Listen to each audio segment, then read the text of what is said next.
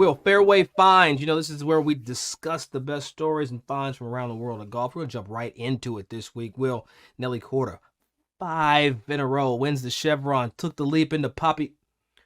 Well, it's not. Not It's not Poppy. Poppy. Not It's Poppy. not Poppy. It's not Poppy's pond. It's Um, it's a pond, a lake. It's not Poppy Pond, but it's remnants. She jumped into the water. It's remnants of the Donna Shore Classic that was always out in California. So we gotta get some context to that. But yes, You know what? I miss Poppy's Pond and I miss Palm Springs, but I do. Yes. I don't look, Chevron, thank you, increase women's purse, etc. But send that damn thing back across. It doesn't need to be at Carlton Woods. Great golf course, great people, but they made Poppy's Pond a pool with chlorine water in it and made it 2.5 feet so people could jump and stand up. No, I'm just anyway. So Nelly's got number 5. Scottie's done some things. Will Scottie? Hey, I can't swim. That's still something I'll drown in. So yes. Well, okay, and now I'm terrified for you. Okay, Scottie Scheffler. Well, last week it was a green jacket. This week he now is in the possession of a tartan jacket, and I dare say that Scottie probably doesn't give a damn as much about the tartan jacket as he does the green one. First, let's go back to Nelly. Right. Congratulations at what Nelly's doing for women's golf. Congratulations. She is Nelly's doing a world beater. She is doing so much. She's on uncharted territory, right? I think golf as a whole is dropping the ball. Why wasn't it plastered all over anything golf, in sports in general? That this young lady has won 5 in a row, and being that one of them is a major. How can we amplify, Doug? How can we amplify what Nelly is doing for women's golf right now? What can golf as a whole do to amplify? Well. The first thing is paralleling the two companies together that are the biggest sponsors for the two athletes. TaylorMade.com actually has a graphic. World #1 champions. It's got Nelly Korda and Scottie Scheffler swinging the new drivers. It's a beautiful, beautiful situation. But both athletes, to my recollection, Will, are sponsored by Nike. They're dropping the ball on this. Where we used to be. Go to Nike.com. Now, again, this is Nike.com, not Nike Golf. But Nike.com is advertising Family Days. Fly with the Jordan fam. And there's a bunch of actors wearing some tie-dyed open stuff. Some dude's got a Cuban link chain on, and I love that he's wearing a Cuban link chain because Ben Baller did not do this chain. But I feel like Nike has missed the marketing ball with this opportunity. But let's check out Nike Golf, if I can spell. Because NikeGolf.com, on their homepage, there's a picture of Brooks Koepka.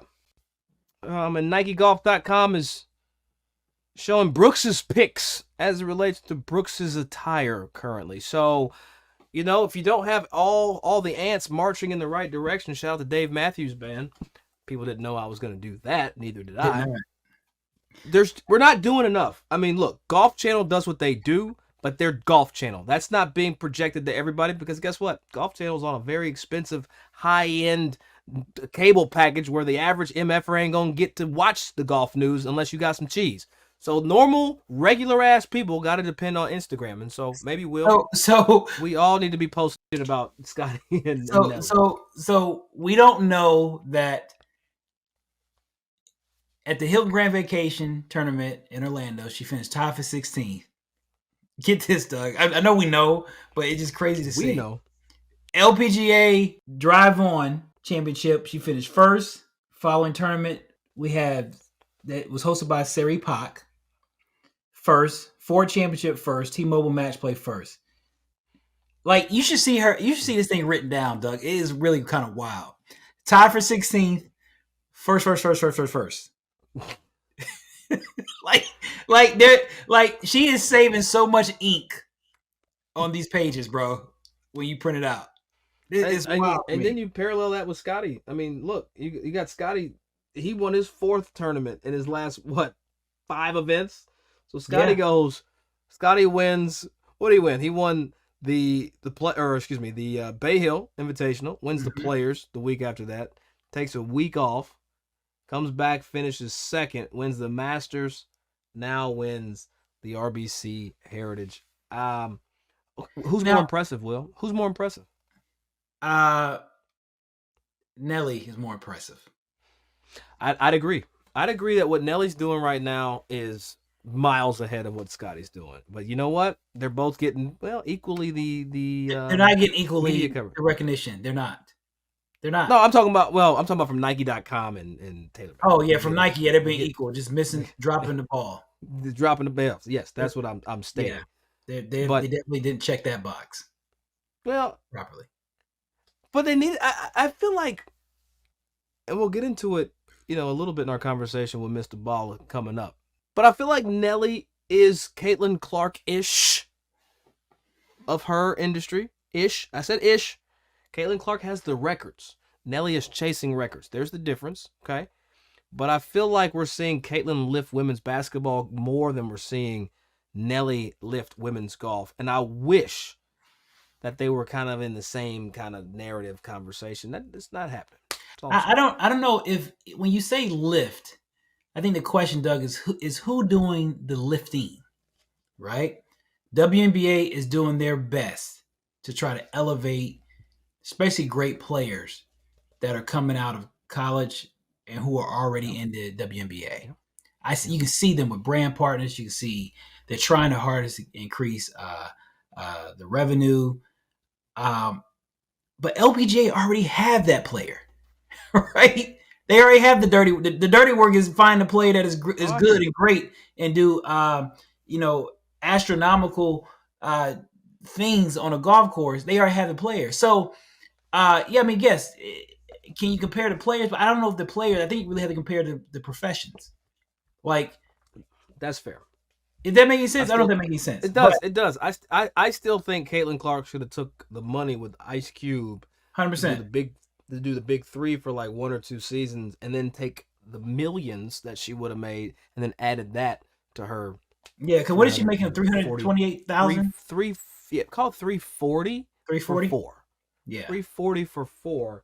And Scottie Scheffler's scoffing at that because Scottie's won $16 million already on the PGA Tour. I need to know, what are your thoughts on this guy?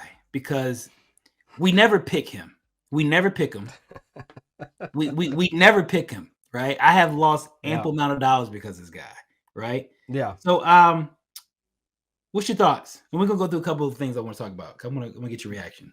Well, it's a very interesting question about Scottie Scheffler. Looking at stats from the season, he's played 9 events, 8 top 10s, 3 wins, with 1 being a major and back-to-back wins, the Bay Hill and the Players Championship. He has not putted worth nothing. He has hit the ball closer than anybody in the damn world. And I don't know why I don't pick Scottie Scheffler. I think there's something about the humility of Scottie Scheffler. Look, last week I said he was boring. He's probably the most boring player on tour, or the most boring number 1 golfer in the world. And you know what? He proved that he is still boring. But I'm also saying that with respect, because Scottie honestly doesn't care about the glitz and the glamour. Scottie said, if my wife goes into labor, I don't give a damn where I'm at. I'm leaving. I'm leaving the court. And I respect that a lot. I respect that, but I can't. But I'm going to tell her to, look, labors be anywhere between 4 to 16 hours. So it's I'm going to need you to hold on, Meredith, until I get there. Because, he coming in on the G5. You know what I mean? They got that thing tucked for him. And if it's anything like the daughter or son that I'm going to have, they're going to want me to win this Masters. They're just going to want me to do it. They just going to want me to do it. We had a conversation when it was in the womb. You was asleep, baby. You was asleep. Yeah, try to win this for the first time again. That's how you say it, right? But you know what shocked me about this, Doug, is what is it? For example, when Tiger was coming to the tee box, it was just amazing. It was amazing how everybody stood up and you better stand up and just gave Tiger some applause, right? And I'm also watching Scottie a couple holes, and I just realized, man, he is so good. Scottie is Yes. so good. He really But he is so far away from being great. Like he is so far. Whoa. He's far from what is hold on. Wait, you said okay, I understood the first part of that. He's so good, but now he's far from what are we measuring great against? I mean, like, we're measuring great against the greatest to ever do it. You have to, because you have to measure great. You have to measure good from the greatest to ever do it, right? I agree with that. I'm not mad at your statement. I'm just saying that because everybody talking about he's the best player in the world, and he's not doing anything that's showing that he's not. I mean, he's already won 3 times as the number 1 player in the world. Yes. What more can he do? But here's where I'm at. And when you think about it, in 2022, 2023, Scottie Scheffler finished 68.6 when it comes to his scoring average, right? Okay. That's solid. That's the 7th best on the PGA Tour in all time. Who had the previous 6? Tiger Woods. He's good, but he's so far from being great, right? Okay, I'll say that. Tiger beat the shit out of everybody, though, and I'm going to let you finish your point. He did, but what I'm saying, But Scottie's doing it, too. Scottie's beating the shit out of everybody. He's doing it. That's what I'm not saying take it away from him. I'm really paying so much love. I'm showing so much love to how great Tiger Wood was and how great Scottie Scheffler is currently. But everybody keeps comparing him to Tiger. Like some of his numbers. Yeah, some of his numbers are there. Yes, he got the same amount of player championship wins. Cool. But when we talk about, Scottie being, weeks number 1, about 77 weeks at world number 1. Tiger was at 683 weeks of world number 1. Like it's the gap is so broad. Like we can't keep saying that Scottie is comparing himself to Tiger. I think as the media, as fans, we just have to just go along for this ride, man. Like we got so long before we can start talking about how great Scottie is. Yes, he's great. He's good, but he's not great. We got so much to that has to happen. We do. And he ain't Tiger Woods yet. I agree, but there are runs that you also have to respect. You go back to Jordan Spieth in 2015, the run he went on and won 3 majors in a year. Like, there are things that are. Is he going to fizzle out? Tiger. Is he going to fizzle out? You think? You just said run. You said Jordan Spieth just went on a run, 3 majors. There's runs. There are runs. Is Scottie on a 2-season run? I mean, look, I go back. This time 3 years ago, Scottie Scheffler hadn't won a tournament on the PGA Tour. He got to Phoenix, and then all of a sudden, whoosh, bam! A match was lit, and then he took off and became everything that everybody. Remember, 2 years ago we were saying, is he actually the best player in the world? Well, 2 years later, he's still the best player in the world. The best player in the world. Yeah, and you know how he proved it? He won the damn Masters, and he did it over everybody, and he won by 4 shots. And I just want to understand on the Scottie theme. There's just something I don't love about Scottie. I feel like. What is it though, Doug? It's like. I think he needs like a speeding ticket or something to show me he got an edge. Like he's the nicest guy in the world. Like I want the best player in the world to have an attitude and talk stuff. Like you know what I'm saying? I want him to be like, hey Rom, I whooped that ass. Put this jacket on me, boy. Like I feel like that's what I want from a number 1 player. Which is maybe why I don't give Scottie. He's just nice. I feel you. I feel you. I feel he do need to get pulled over because he doesn't have a expired registration. He does. I'm with you. I'm 100% with you. And then here's the next question though is like, what's Scottie's ceiling? Like, what is it? Like, how far can he go? Right? Like, he's got 2 majors now. But I don't. What is his ceiling? I don't know if we could say he has a ceiling, because I think if we start getting to the speculation of if he has a ceiling or not, now that's going to start prompting. We're not going to enjoy this ride, like I said earlier. We're just not going to enjoy this ride. I think I'm done with trying to figure out how good he can get. Fair. We got a long ride, bro. Again, I mean, we talk about all the little stats I just rattled off. We got a long way to go, and he's 26, 27, 27. 27. Yeah, we got a long way to go. Yeah. We got a long ass way to Yeah. go. So We that's got what it we is. got we got 13 more years of him playing at a decent level. So we'll see. Decent 11. And Okay. Will, you know, it is that time where we pour out a little something for our 19th hole discussion.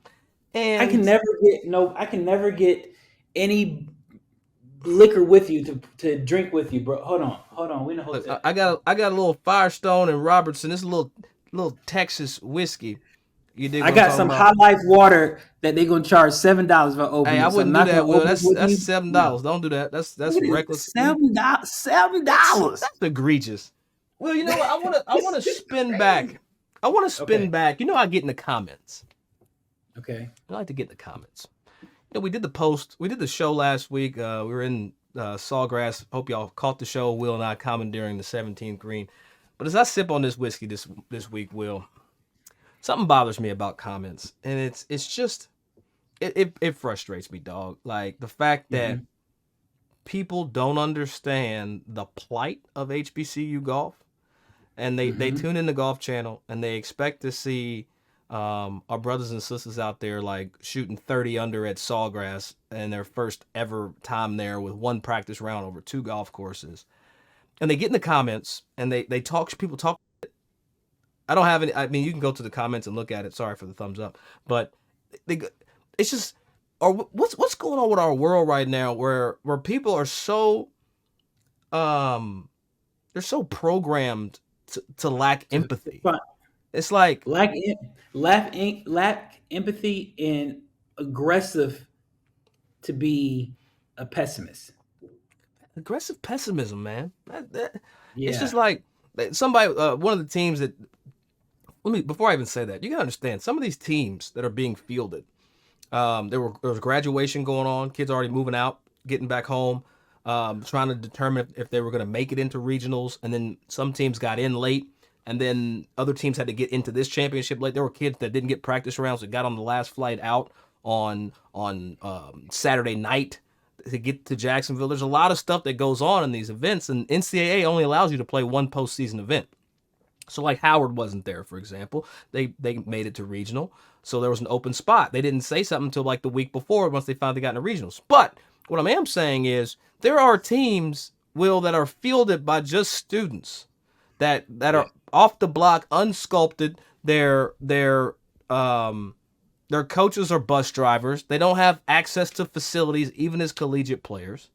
They get on Golf Channel, and people just lack the empathy to give them a little grace. They're playing on TV for the first time. They're playing at Sawgrass. That Sawgrass is hard as hell. Like, let's just be real. Like, and for people to just kind of jump in there and be like, "Oh, these HBCUs, they can't play."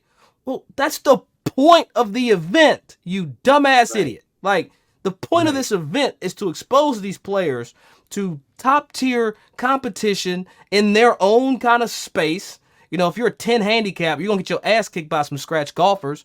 Everybody was a 10 handicap. This is a metaphor. They're not literally 10 handicaps. It's a metaphor.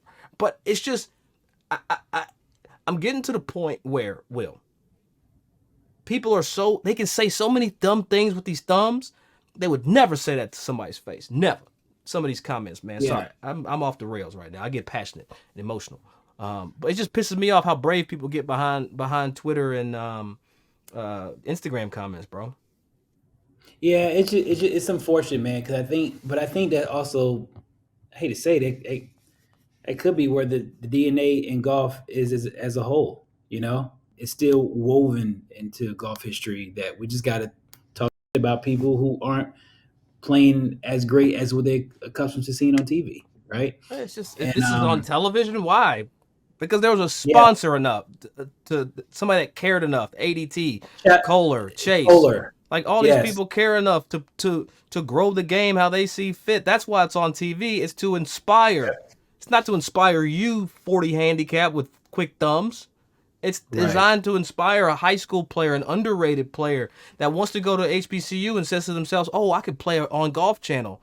Like that's what it's about. It's to think bigger than you currently are thinking for the kids coming in. Sorry, but no, it's good though. When we talk about thinking bigger, that's dope because the whole thing is when you have bigger brands that have the courage to have diversity in thought. Again, this is the first time that the PGA Collegiate Championship had 3 presenting sponsors: ADT, Kohler, as well as Chase. And what those guys did, from womb to tomb, from the beginning of the championship with the Beyond the Green and being present there, all the way to the 54th hole at the championship at Sawgrass. These guys really care about growing the game. So shout out to them. So everybody else who has anything different get a middle finger, and That's they right. know where they can kiss. Sorry, man. Look, this is that part where we go out of bounds, man. We pull it up so we can get a little reckless, but that's just where I'm at, man. Golf. 40 handicappers with quick thumbs need to shut the hell up, man. And here's another out of bounds too, Doug. Come on with it. This is where I'm at too. And I don't know how to say this. I need my black. This is pure for the African Americans. If you have a child that has talent in this game of golf, I'm going to need the parents to hire an agent to speak on their behalf. Say more. This new NIL money stuff, which is dope, it gives kids and families opportunities to be blessed financially, right? But when a parent does not really have the attributes to go negotiate, to go find, to go seek brands partnerships, and they ask in an incorrect way, whether it's coaches, whether they talk to other brands in a more aggressive manner, before you know it, you'll start to see everybody in golf, from brands to coaches, are speaking about the family, and it's so frustrating, Doug. All right, get it. Because it makes you want to root. I want to root for the child, but it makes you not want to root for the family. I don't want bars. Say that again. Say that's heavy. It makes you want to root for the child, but it makes you not want to root for the family because if somebody's if I had $1 for every coach brand say, hey man, that parent's a little aggressive, and we get it. They have a talented child. That is doing something that none of us can do. But I need the parents to sit back and let the professionals, whether agent, somebody or somebody that can represent the family on behalf of seeking these brands, because it gets to a point to where nobody's taking time to figure out the formula to understand this. Because here's the bad part, Doug, and this is where the question too. When I think about Harold Varner, when he was winning as a junior and collegiate athlete, etc., Harold didn't have to go find sponsors. There was people knocking on my door. Hey, Will, do you know Harold Varner? I do. I want to give him some money. I mean, I can have my golf club and my golf balls in my hand, and I say, hey, I'm a professional golfer. They're still like, yeah, I'm looking for a professional golfer to sponsor. You know Harold Varner number? Like, no, I don't know his number. I can't find the guy, right? And so for these kids who have talent, who just started to reach the peak of success, it doesn't mean that you have green light automatically say, oh, my child won this. Now let's go get money as a parent. Let's go knock on these doors and demand all this type of money. Yeah, my kid did that one thing that one time. My kid did that one thing. And if you keep doing it, they're going to find you. You're not going to have to worry about a damn thing. Mm. And it just makes it look like when it comes to parents, they have a child, and it's almost as if I got my horse now. I root for the kid, but it makes you not want to root for the family, right? And it's just so frustrating, man. So I really ask these parents out here, and it is blurred. It's not just black and white, but I'm really specifically talking to my community because I'm getting phone calls, and I'm the fourth to fifth, sixth person to get it, to where like, man, we can't really mess with them. They just all about that bread. Yeah, they all about that money, and it's sad. It is sad. Because the family is getting put in a position, the kid is getting put in a position to where, like, man, it's kind of tough to help them. Parents, stay out of it. Stay out of it. Find somebody that you can trust. Let them go be the good guy and bad guy. It's like Dr. Bob said that one time, Will. These kids, they need a parentectomy. Just cut the parents off and get them cracking. Hey, so maybe, hey, parent, mother or father of little Johnny's son of a bitch. Stop. It's not them. It's you. Like, let's. Right, right. It just frustrates, man, because these kids are so dope, man. They're so good and they're so great, and the parents are full of love and passion. They are, and I get it. And they got, and I get. I'm not in anybody's pockets. I know there's financial situations, and it varies from different family, but I defend every time a coach or a brand calls me. I defend that family when it's coming off automatically. Like, man, this is Yeah. they just want money. Like, no, they're a good family, bro. They're a great family. It just, I don't know this family situation, but hey, watch such and such in this tournament. Here, this is how they did in this tournament. They're a good family. Please consider them. But I'm just getting tired of hearing it because I know how sometimes we can be a little aggressive, and it's frustrating at times. So, Doug, here's another question. I want to know if I'm out of bounds for this one. Okay. Tony Finau. Is Tony Finau this generation Phil Mickelson? Let me go in depth. What? I say Whoa, I say that. I hope you got some more there. Let me say that. Let me go a little depth. Phil Mickelson, during our time we were coming up, he got on tour back in '92. He didn't win his first major until 2004, at the age of 32, I believe. Right? Tony Finau is now 34, and he's in his 10th year on the PGA Tour. Has yet to have a major. Now they're both were full of talent. Full of talent. Now, is it fair to say to this generation of kids who were fan of the PGA Tour in their teenage years, Yeah. is Tony Finau the new Phil Mickelson, to where we're just waiting for him, this guy who has all this talent, all this belief, to win his first major? I tell you what, Will.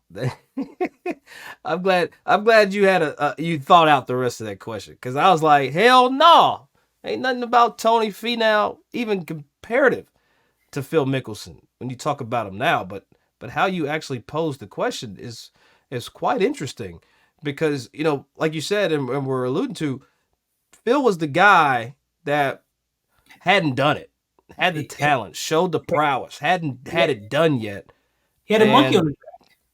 He did. I'm still actually trying to process the question, because per what you're saying, I would venture to say that yes, Tony Finau is exhibiting modern day Phil Mickelson vibes.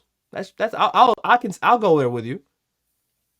Oddly enough, and I'm saying that because Tony's always first page of leaderboard every major. mm-hmm. You see him showing up, but you just can't see him get over the hump. And I'm just curious. Like, I'm starting to wait for Tony to crack. Like, Tony, I need you to come over to the finish line of one of them now. It's about that time. I know you got 6 PGA Tour wins at this time in his career. Phil has 7 PGA Tour wins. So we are. I mean, we tracking. You're 30 in the world. I'm waiting for T-Fee. T-Fee is his new name, by the way. Big break. T-Fee? I hate that. I'll tell you that. T-Fee. T-Fee. Waiting for T-Fee to come victorious. So I appreciate that. I kind of want to pose that question too. Is Tony Finau this modern day Phil Mickelson of just waiting for him to crack into the major world? But let's stop though. I hear the numbers and the stats, but let's just be clear though. Phil Mickelson has 57 wins in 6 majors, and I get it. He flipped the switch and changed his career in the kind of latter part after he got that first major in 04. Exactly. I'm not taking that away, but I mean, you're also talking about a guy that won on the PGA Tour as an amateur. Like, and I'm not taking that away from Tony. Tony didn't even play amateur golf. He said the hell with. He went from junior golf to the pros. Let's just be honest there. I get that, but it's a very interesting question, and from a winning standpoint, I'd say yes. But Tony's also shown flashes of greatness. He had the back-to-back wins at the Rocket, then won 3M. He won in Houston. He's won at Vedanta. It hasn't been that. It's not a Xander drought where Tony hasn't won. But I don't know. That's a question I'm gonna have to sit with, because there's just so much more to unpack. But I like where your mind is today, Will. I really I really appreciate the thought. It's a little biased because we're both big break guys, and I'm always rooting for him. His nephews play on the underrated golf tour, and his son is, I think, he's going to join us out there as well. So it's a little biased. I'm just waiting for the nephews to say finally Uncle T got a major, and I'm ready to celebrate with them. How old is Tony Finau? He is 34 years old. Tony's 34. Okay. 10 years on the PGA Tour.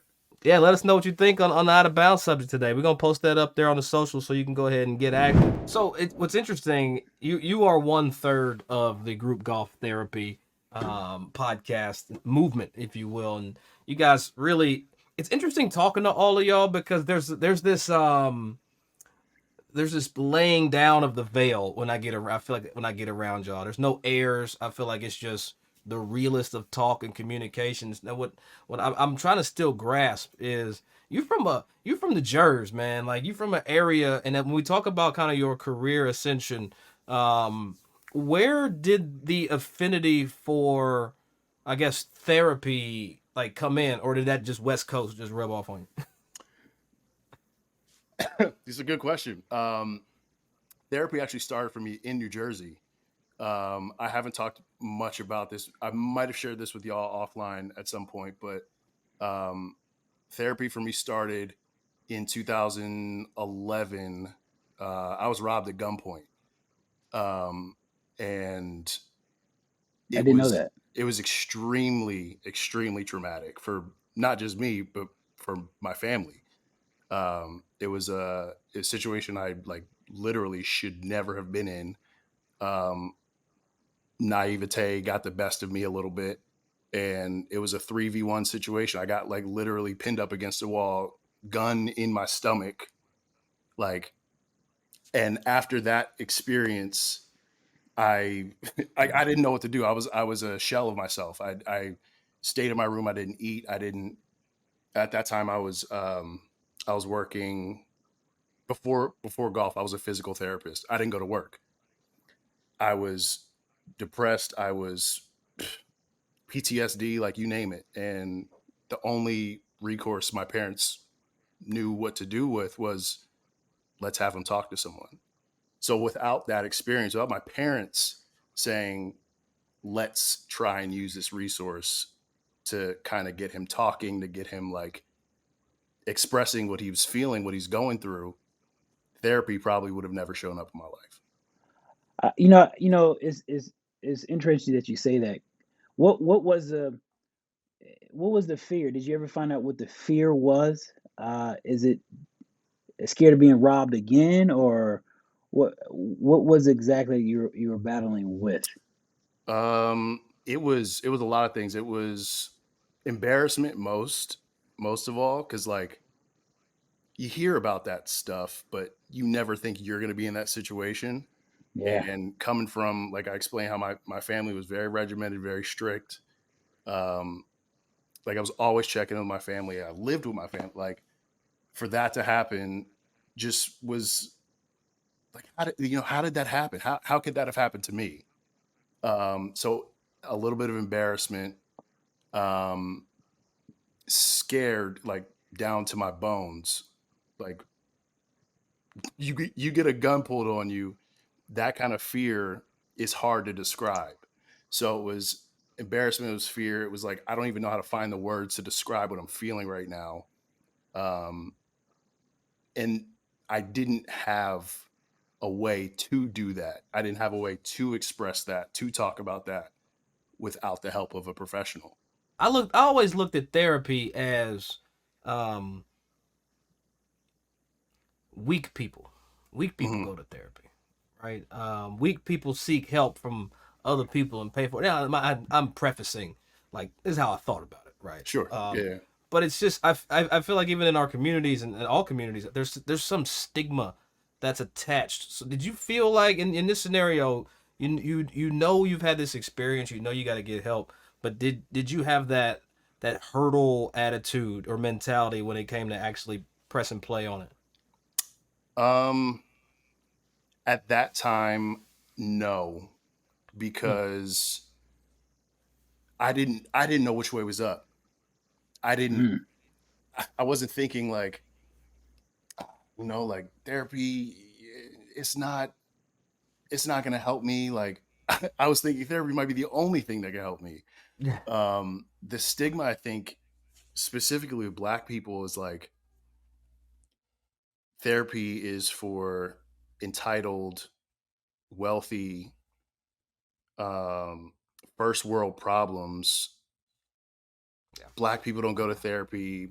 Black people don't want That's what I was a taught. therapist up in their head.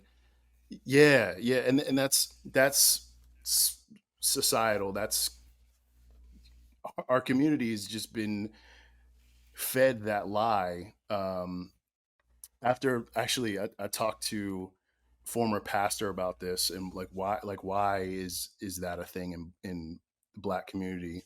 I'll keep it like those of us of the diaspora, right? Like As I'm a lot of, having a drink. Like I love yeah, it. yeah, I'm yeah, having a drink as we as you discuss this. should. I'm just letting Those of us of the diaspora, a lot of our ancestors, a lot of our family found solace and community and safety in the church. So in a church community, no matter what ails you, you would take that problem and bring it to church. You would pray about it. You would talk to See, your prayer was meditation. That's what I learned later in life. Prayer wasn't nothing but meditation. Amen. Like, and I still use it. Regardless of, where you think about. Right? Exactly. And it's something I still use. Prayer, church, community, your pastor, your minister, whoever you would bring your problems to, they had the answers. Though those problems weren't supposed to leave the community. So whether you had a broken leg, whether you had a headache, whether you had some physical ailment that wasn't leaving your body, you would take that to church. And that's just generationally we were taught, like everything just stays here. Leave it on the altar. Exactly. And growing up in that environment, I saw other people doing that. And I'm sure we've all seen versions of that. Like everybody brought their problems to church. Everybody prayed about it, danced about it, sang about it. And what we thought was they would leave and everything would be okay. Pacified. Exactly. But the brain doesn't quite work that way. It just doesn't. Your nervous system doesn't care who your pastor is. Your nervous system doesn't care what your religious affiliation is. Your nervous system is wired in a way that scientists can understand, and those who've spent their life's work studying these things may have answers for you that can get you to the place quicker than no shade to anybody. Somebody went to online Bible school. Yeah, absolutely. No. I mean, and there's so much patience to prayer, right? Like there's so much patience you have to have to prayer, because it doesn't just happen just like that. Just kind of the words of affirmation. How to stay centered, waiting for the prayer to happen is really the tough part that comes in. Yeah. I would say there's a lot of patience in both things. There's benefits to both things. Like there's benefits to praying. Prayer, as I was taught, is a conversation between you and God. It's talking and listening. And therapy is a lot. It's a lot of the same. You're talking and you're listening and you're reflecting and you're journaling. You're practicing. You're practicing. Your awareness is heightened. These are things that you can use in both. But with therapy, you're taught also. You are taught how to interpret what you're experiencing. You're taught how to label and name your emotions and your feelings, things that are coming up for you. And then you're taught how to act on them, or how to process them. That's the word. Process is the key. So this week, Out of Bounds, people are reselling Sunday Red sold out hats on eBay for $300. That's wild. They done turned Sunday Red into a sneaker. They went and bought all the J's up, all the Sunday Red. They said they turned Sunday Red to Tea Times LA. Man. No question. I mean, Hey, dog, let me tell you about my culture. We go find a way to make some bread. we're gonna make some bread. But my thing is, how do you go to somebody and say, yo, bro, I got this Sunday red. I got 13 stripes. I got 13 You stripes. see somebody looking around like And then 15 stripes. and then if Lamont come up, they're gonna be like, hey bro, you spelled Sunday wrong. Sonday. This is a Sunday. No, but you know, like, I don't like. We talked to Jordan Rogers last week about Brandon. And if you haven't seen it, go back and click last week's episode. But that's also got to be good for branding. That's gotta be good brand, but it's gotta be good for the brand, of Tiger because Right. I ain't never seen Tiger stuff hitting like that. Look, Tiger don't have fashion. Like, let's just be Right. honest. Look, Okay. it's a performance company. Look, Tiger wears cargo pants when he's by himself. Right. That's not cool. Hey, but you know what though? Don't You know call what I'm it fear. off. You know what I'm fearful though. I mean, again, we talking about Jays. We know how Jordans have such a stance in the black community. You know, I mean, people are getting robbed for Jordans. Do you think that people gonna rob people for Sunday red? Pull up on somebody with a putter Hey, and a 9-iron. Hey, Somebody go, hey, I got my 9-iron. hey, give me them 13. Give me the 13 stripes, cuz. All right, let's get back to court. But hey, you know what? I think it's so great the fact that Sunday Red is having the ability to reach other audiences through the way that it's selling on eBay and StockX. It's StockX. I got the 15 stripes for you, cuz. Look, Hey, it's somebody like, yo, this ain't even 14 stripes. How you got 20 stripes? He ain't win 20 majors. Right. Well, according to Sam Snead, he got it. So a lot of remixing to do Exactly. with everything. exactly. Follow, listen, subscribe, share this, man. We appreciate y'all downloading it. Smash that like button. Let us know what you like. If you hate, just don't watch it. I don't care. But Hey. And some of you guys are hating. You just as close you're gonna get to the 17 green at Sawgrass. So at least watch and like this you know episode. what? Matter of fact, just to piss people off, You gonna piss them off? I'm gonna just go stand on it. Oh, and do the sign off. okay. Hey, this was. You know what? I underestimated how far we were away from the green. All right, well, we might get a live shooting from a podcast. Oh, don't forget, Will. I want the closest to the pin contest. We can't hear him. You hear the what? Afro-American out there on the green. This is a moment for this is an exclusive for Beyond the Fairway.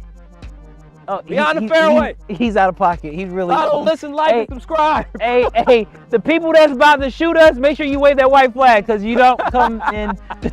You come in peace.